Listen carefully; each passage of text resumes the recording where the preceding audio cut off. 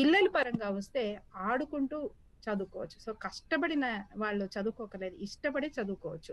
ఎందుకు ఇష్టము అంటే అక్కడ వాళ్ళకి కావాల్సినవి వాళ్ళకి దొరుకుతూ ఉన్నాయి, కనిపిస్తూ ఉన్నాయి. అలాగే వాళ్ళ రిజల్ట్ కనిపిస్తుంది. పాజిటివ్‌గా ఉంటే చక్కగా పాజిటివ్ రిజల్ట్ వెంటనే కనిపిస్తుంది. ఇది వాళ్ళకి కావాల్సిన వాళ్ళకి కావాల్సిన బూస్ట్ వాళ్ళకి ఇస్తూ ఉంటుంది. మోటివేషన్ ఇస్తూ ఉంటుంది. దాంతో అలా ఉండటం వల్ల ఏంటంటే వాళ్ళు కష్టం ఇదేదో కష్టపడి చేయాలని కాకుండా ఇష్టపడి చేస్తారు.